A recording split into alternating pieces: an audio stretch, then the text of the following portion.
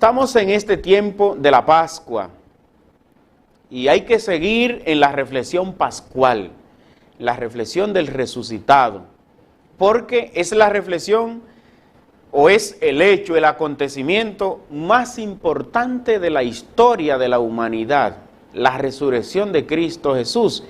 Y por eso ciertos acontecimientos nosotros decimos antes de Cristo y después de Cristo, porque el elemento de la resurrección del Señor es lo que divide la historia en dos, un antes y un después. La historia está dividida en dos.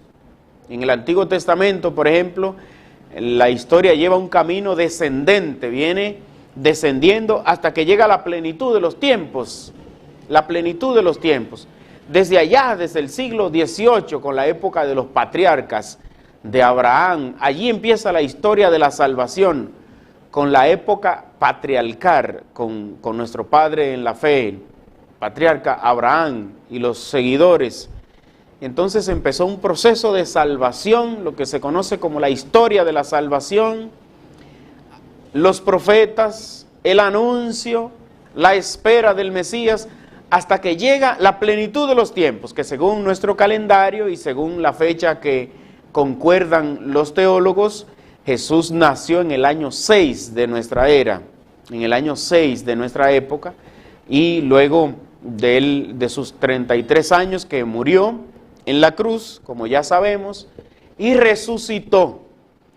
Yo leía en un libro que decía la historia que cuando se le comunicó al emperador romano de que a Jesús lo mataron, que mataron un hombre en Jerusalén llamado Jesús de Nazaret, lo mataron ciertamente los romanos, como que el emperador había dicho, bueno, pero la tortura en la cruz es un hecho que se hace para los revoltosos, eso es algo común, matar a un revoltoso, y mataron a Jesús, pero después de los 3 días, cuando le dicen, ahora andan diciendo que resucitó, ya esto no es común, ya no, aquí hay algo, y ya lo he dicho en otras ocasiones, que se decía, o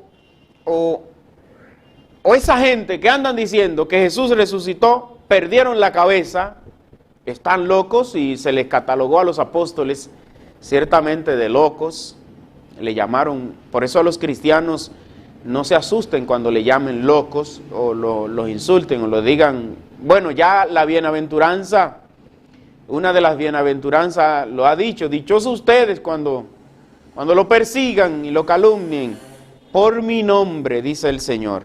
Bueno, para los apóstoles también le llamaron locos, y le dijeron, no, eso es cosa de loco, pensar que a una gente lo han matado y que ha resucitado, eso no cabe en la memoria de un ser humano.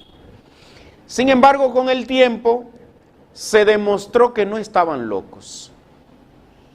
Su propia vida, porque usted puede decir, ¿y qué demostró que ellos no estaban locos? Su propia vida, la coherencia de vida, la entrega de su vida.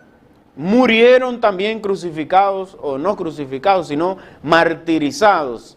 Murieron martirizados como su maestro, como Jesús.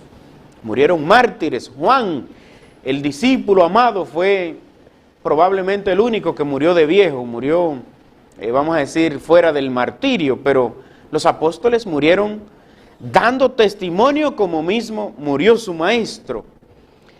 Y este testimonio, que lo encontramos ya después extendido en el libro de los Hechos de los Apóstoles, y que durante todo este tiempo de la Pascua estamos leyendo de manera ininterrumpida los Hechos de los Apóstoles. Por tanto, los católicos que van a misa y que participan en la palabra de Dios siempre, o los católicos que leen la guía mensual, o el rayo de luz, o la lectura diaria en su Biblia, entonces van entendiendo cómo se ha ido dando el crecimiento de la iglesia, con el testimonio de estos hombres, y después de haber recibido, claro está, el Espíritu Santo, porque quien da vida, quien anima, quien da valor, quien da fuerza, es el Espíritu Santo.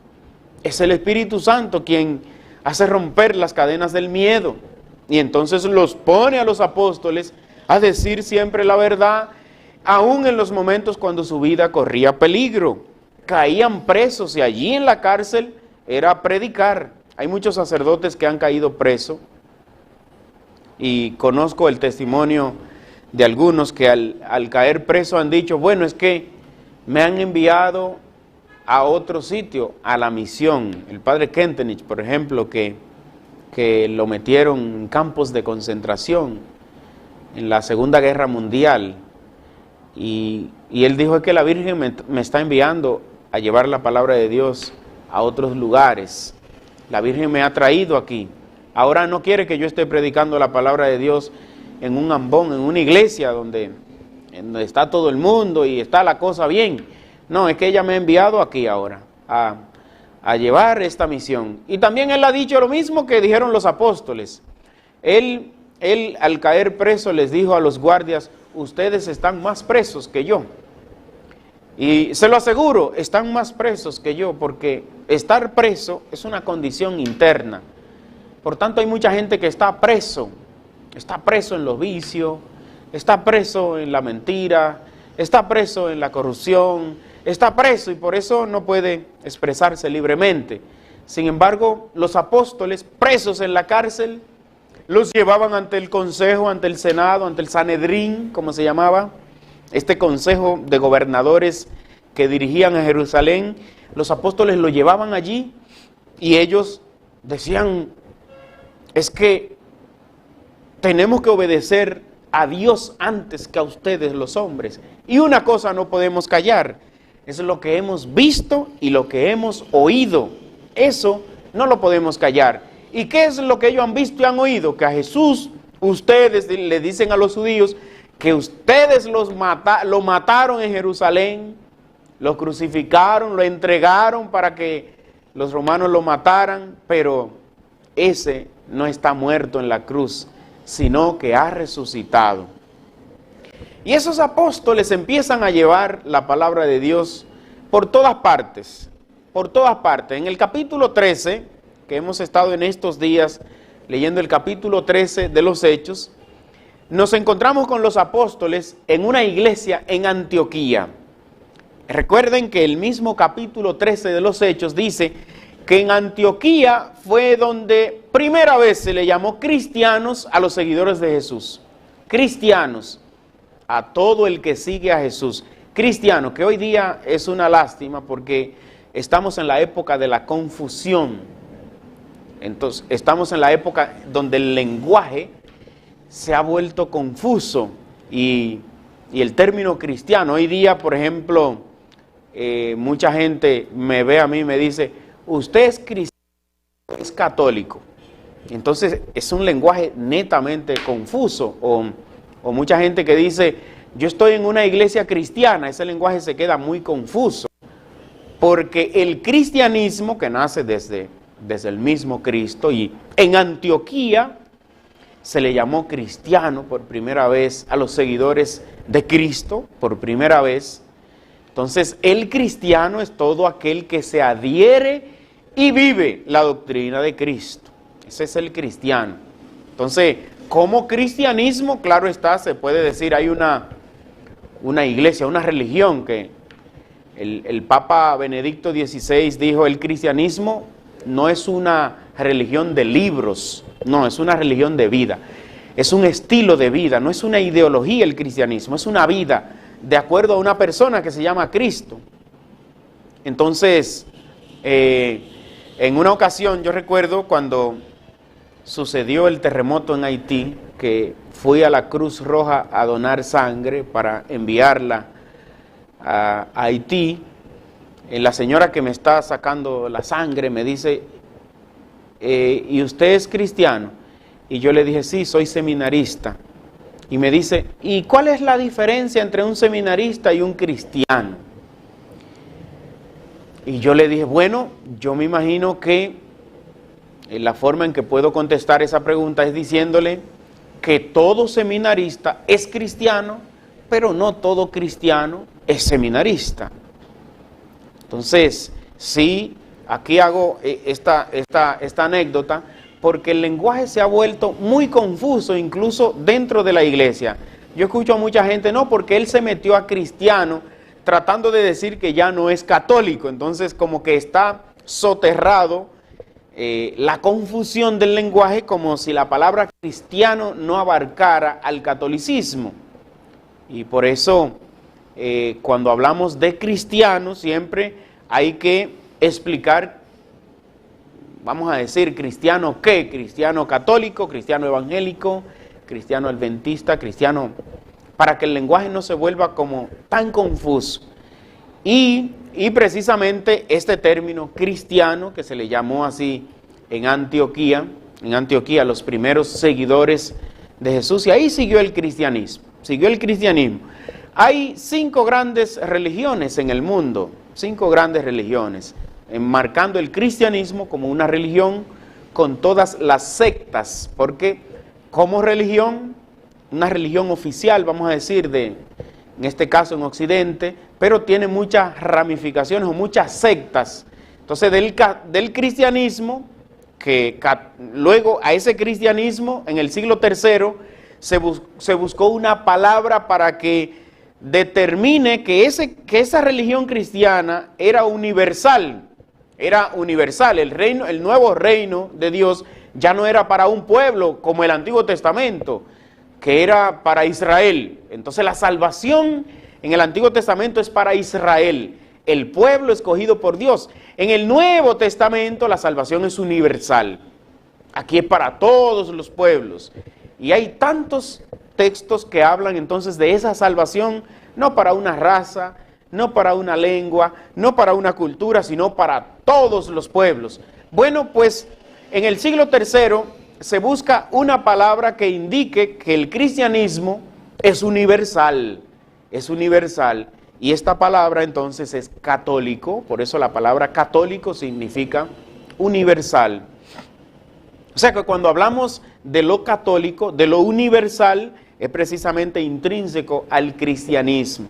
Ahora bien, le decía que esa iglesia cristiana, el cristianismo como religión, entonces tiene muchas sectas, y ya sabemos que en el siglo XVI, entonces se da lo que se llamó la reforma y la separación, el cisma. Martín Lutero separó por 99 tesis que publicó Martín Lutero y que luego en los debates fueron condenadas las mayorías, sobre todo las tesis en contra de los sacramentos y de la Virgen María. Bueno, específicamente los sacramentos, porque Lutero era mariano. Entonces, luego han habido muchas ramificaciones, muchos grupos. Hoy mismo se cuentan que hay más de 30.000 denominaciones cristianas, todas sectas. La palabra secta es precisamente un desgajamiento, vamos a decir, de la religión oficial. Se desgaja y entonces se vuelve un grupo con características especiales. Por ejemplo, para usted saber si un grupo es sectario, ese grupo siempre suele concebirse como el que tiene la salvación. Ese grupo se cree salvado, ese grupo se separa, ese grupo suele ser elitista o dentro de la iglesia hay muchos grupos y también pasa fuera y dentro de la iglesia. A veces en la parroquia hay diferentes movimientos, entonces uno se cree mejor que otro, lo que sea. Y a veces uno también tiene que ir formando a la gente para que no surjan espíritus sectarios, elitistas, separatistas, dentro de la comunidad eclesial. Entonces, 5 grandes religiones en el mundo: el cristianismo, el judaísmo, que también tenía sus sectas. Por ejemplo, en los tiempos de Jesús estaba la secta de los fariseos, la secta de los saduceos, la secta de los esenios, la secta de los celotas y diferentes grupos dentro del judaísmo, y ellos estaban en pugna, en pleito. En algunas cosas llegaban a acuerdo, pero en la mayoría no. Por ejemplo, los saduceos no creían en la vida post mortem, como se dice, en la vida después de la muerte. No, para los saduceos no existe nada después de la muerte. Por eso los saduceos tienen que conseguir todo lo que van a conseguir aquí en la tierra. Los saduceos quieren llegar al progreso eterno aquí en la tierra. Ellos creen en la retribución solamente terrenal. Pero los fariseos son otro grupo que entonces son diferentes, viven más en el pueblo, pero en la radicalidad de la ley y del sábado y del templo y del sacerdocio. Y así sucesivamente, los celotas, que ya hemos hablado aquí en este programa anteriormente de los celotas. Entonces, el judaísmo como otra de las grandes religiones. Está el islamismo como otra de las grandes religiones del mundo, el islam, que conocemos bastante. Está también el budismo y el hinduismo. Entonces, cuando uno estudia todas estas religiones que de alguna manera, como se llama religión, la palabra religión viene del vocablo religare. Entonces, ¿qué es lo que busca la religión? Religar una realidad terrenal con una realidad divina. La forma en cómo nosotros manifestamos nuestra creencia en Dios, cómo nos religamos con la divinidad, de ahí viene la palabra religión. La gran diferencia está en que el cristianismo es la única fe que cree en la resurrección de los muertos, que vamos a resucitar con Cristo y que Cristo ha resucitado. Por eso el judaísmo, incluso que no creyó en la resurrección, todavía no cree en la resurrección, no ha dado el paso al Nuevo Testamento en el judaísmo. Pues esa iglesia que ha ido naciendo de la resurrección de Cristo y que ha ido creciendo, que, repito, cuando nosotros damos seguimiento así a lo que ha sucedido después de la venida del Espíritu Santo con los apóstoles, estos hombres que eran miedosos, no querían hablar, no querían salir, tenían miedo a que los maten. Imagínense personas que le da miedo decir la verdad porque lo pueden acuchillar. Personas que tienen verdades que decir y les da miedo, porque así mismo estaban los apóstoles. Le da miedo decir la verdad y sobre todo en ciertos ambientes, porque a escondida, secretos, es más fácil uno expresarse donde saben que no te van a juzgar, que no te van a mirar mal, que nadie va a usar tu nombre para echar improperios. Entonces ahí sí es más fácil. Pero Jesús dice, no se prende una lámpara para meterla debajo de una mesa. No, la lámpara es la luz. Dice, la luz tiene que estar en un candelero para que alumbre a todos. Esto, cuando Jesús habla de esto en el Evangelio de Marcos, está hablando precisamente en un contexto de una comunidad perseguida.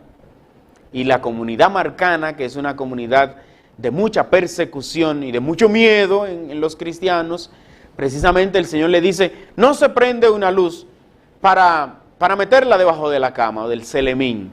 No, es para ponerla en el candelero y que alumbre a todos.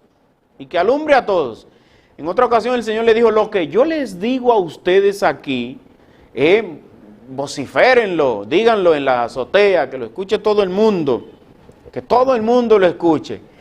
Esto se dio en los apóstoles cuando recibieron el Espíritu Santo, cuando recibieron la gracia del Espíritu Santo. Hay una palabrita en griego para designar eso que recibieron los apóstoles en el Pentecostés y que pronto ya vamos a celebrarlo.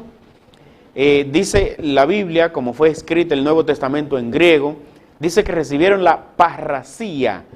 La parrasía, que en español es como la valentía, el ánimo, el impulso de decir las cosas como son, aunque nos cueste la vida. Entonces, llevándonos del testimonio de los apóstoles y que ayudó tanto al crecimiento de la iglesia, debemos siempre pedir el Espíritu Santo para nuestras vidas. El que tiene el Espíritu Santo, entonces, es una persona que habla para que se entienda, dice la verdad y se expresa E incluso se mete en líos, como pasó con los apóstoles y como dijo el Papa Francisco a los jóvenes en Brasil, en la JMJ. El Papa le dijo, métanse en lío. Quiero los jóvenes haciendo lío en la calle, una iglesia en lío, en problemas. Pero para eso debemos pedir eso que recibieron los apóstoles. Eso que recibieron los apóstoles, que es el Espíritu Santo. Y que guiado por ese Espíritu Santo, entonces nosotros vayamos a llevar el Evangelio a todas partes. El Evangelio universal para todos. Repito, esa palabrita universal que es católico, la palabra católico es universal, a todo el mundo. Vayan y hagan discípulos míos a todos los pueblos y bautícenlos en el nombre del Padre y del Hijo y del Espíritu Santo, dice la culminación del Evangelio de Mateo, allá después del capítulo 28, 20 y siguiente. Entonces, pidamos a Dios para que el Señor nos dé esa valentía que nosotros necesitamos, ¿verdad? Y que sea el Espíritu Santo que nos anime. Pues, en el capítulo 13 de los Hechos de los Apóstoles, se nos presenta a nosotros un dato interesante, y después del capítulo 13, yo siempre me gusta invitarles a todas las personas que puedan tomar la Biblia y leer mucho la historia bíblica y los relatos de la palabra de Dios, que puedan hacerlo. Y ojalá que todo el mundo pueda sacar unos 15 minutos, 10 minutos diarios para estar ahí hablando con el Señor y leyendo la palabra de Dios, ya que gastamos tanto tiempo en otras cosas que también son importantes, pero más importante siempre es hablar con el Señor, y qué mejor que leyendo la palabra de Dios. Y mucho tiempo que nosotros tenemos para jugar, para conversar con amigos, para chatear, para ver las redes sociales, para ver películas, para ver series, para estar en la televisión, visitar a alguien. Pues ojalá que dentro de ese programa de vida también esté que de vez en cuando tomemos la palabra de Dios, o no de vez en cuando, sino diario, que todos los días saquemos un momentito para leer la palabra de Dios. En el capítulo 13 de los Hechos de los Apóstoles, dice, en la iglesia que estaba en Antioquía, había profetas y maestros. En la iglesia, había una iglesia, y esto es interesante porque San Pablo en sus cartas siempre inicia saludando a la iglesia de Dios presente en. Entonces por eso, si va a saludar a los Efesios, en su carta a los Efesios, por ejemplo, dice, saludo a la iglesia de Dios presente en Éfeso. Muy interesante para la eclesiología que nosotros vivimos, sobre todo que vive la iglesia católica, al decir la iglesia de Dios presente en Antioquía o en Éfeso.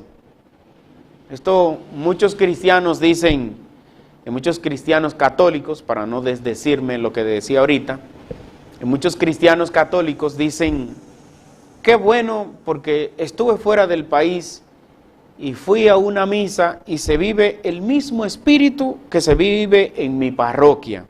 Por ejemplo, yo he estado celebrando Eucaristía en África, por ejemplo, las Eucaristías en África, interesante, una misa empieza a las 9 de la mañana y se termina después de las 12, una misa. Y en ese país donde estuve, en Centro África, es impresionante cómo el domingo la gente lo toma, no para irse a otros lados, no para ni siquiera estar, sino que el domingo la mañana completa y todo el mundo es en la misa. Y fácilmente en una Eucaristía se reúnen 4,000 personas. Y yo estuve en un lugar donde se celebraba la Eucaristía como en un anfiteatro, y hay una parte techada, pero la mayoría es aire libre. Y yo digo, pero ¿y todos los domingos viene toda esta gente? Y sí, todos los domingos, todas las personas van, y eso es impresionante. Y muchos bailes, es una misa los cantos son bailados, muchos grupos danzando. Para el ofertorio todo es mediante una música, una danza. Para llevar las ofrendas, la presentación de los dones, todo es una cosa que casi se lleva una hora, cualquier rito de estos, porque todo es con baile, todo es bien dramatizado.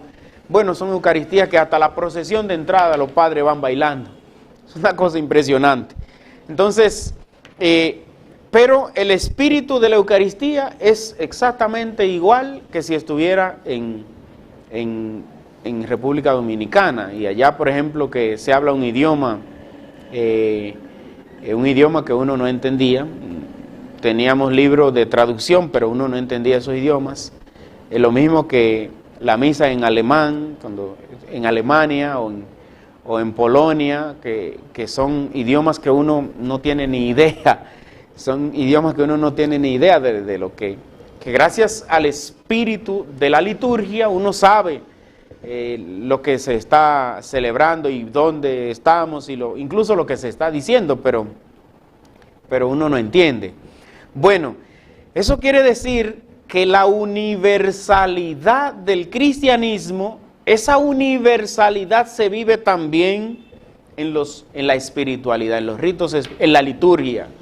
Y es muy hermoso que en cualquier parte del mundo se está celebrando el mismo evangelio. El evangelio, la universalidad de la iglesia, implica también la unidad en la doctrina, la unidad en la fe, la unidad en el dogma, en la fe que creemos, en la fe que creemos. Eso es hermoso. Por eso San Pablo inicia siempre saludando a una iglesia. Dice: saludo a la iglesia de Dios presente en Éfeso, presente en Corinto, presente en Galacia. La iglesia de Dios presente ahí. Entonces aquí nos damos cuenta que esa iglesia de Dios, aunque esté en el mundo entero, aunque esté en diversas partes del mundo, es la única iglesia de Dios. La única iglesia de Dios. Por eso yo, como sacerdote, no puedo venir a los votados a enseñar una cosa diferente que no sea lo que la iglesia enseña en el magisterio, ¿verdad? En la enseñanza fiel de la iglesia, el magisterio. Yo no puedo venir a enseñar otra cosa o a venir con una doctrina mía o como que si yo soy el dueño. No. Yo tengo que enseñar lo que la iglesia manda, ¿verdad? Siempre amparado en el magisterio de la iglesia, extraído, vamos a decir, de la palabra de Dios. Siempre de la palabra de Dios. Así que este texto de Hechos de los Apóstoles en el capítulo 13 que hemos mencionado, que dice: en la iglesia que estaba en Antioquía había profetas y maestros. En la iglesia. Por ejemplo, el Apocalipsis tiene un discurso muy bonito a las 7 iglesias. Las 7 iglesias. Y esas 7 iglesias era lo que se llamaba, ¿verdad? Las 7 iglesias de Asia Menor, la actual Turquía, Asia Menor. Entonces, a cada iglesia, el vidente Juan va dándole un mensaje. Pero desde el inicio, esta iglesia que nació en diferentes comunidades, pero con una unidad doctrinal, con una unidad en misión, con una unidad litúrgica incluso, litúrgica. La forma de celebrar la Eucaristía desde el mismo nacimiento. Por eso el libro de la carta de Pablo a los Corintios, la primera carta a los Corintios, el capítulo 11, Pablo dice: porque nosotros hemos recibido una tradición. Y eso es lo que enseñamos, que Cristo en la noche de la última cena tomó el pan y lo partió, lo bendijo, ¿verdad? Vino el Espíritu Santo sobre él y luego se lo dio diciendo: toman y coman todos de él, porque esto es mi cuerpo, esto es mi cuerpo. Y hagan esto hasta que él vuelva en memoria mía. Interesante y profundo y que mucha gente no lo entiende. Y ciertamente el misterio de la Eucaristía es un misterio tan grande, insondable. El misterio de la Eucaristía es tan grande que no lo entendemos tan fácilmente porque es precisamente un misterio. Y si es un misterio, no podríamos nosotros entenderlo. Y en el momento en el que entendamos el misterio, dejaría de ser misterio. Pues esa iglesia lleva una unidad en criterios, en pensamiento, en forma de actuar. Esa iglesia lleva una unidad doctrinal y también litúrgica. Por eso los que me sigan y quieran también meterse a leer los Hechos de los Apóstoles, se van a dar cuenta que en el capítulo 15 se da un problema con el tema de la circuncisión. Y hay muchos que dicen, deben circuncidarse. Hay otros que dicen, no, eso no es necesario, la circuncisión ya. Porque eso era en el Antiguo Testamento. Ahora hay que circuncidar el corazón, decía Pablo. Y entonces todos los cristianos venidos del paganismo decían, ya no es necesaria la circuncisión como en el judaísmo. Porque en el judaísmo se circuncidaba el niño a los 8 días para entrar a formar parte del pueblo de Dios. Y era el signo de la circuncisión. Pero ahora en el cristianismo es el bautismo. Es por medio del bautismo que la persona pasa a formar parte del cuerpo de Cristo, que es la iglesia. Y cuando se da este conflicto, los apóstoles recurren a reunirse en Jerusalén.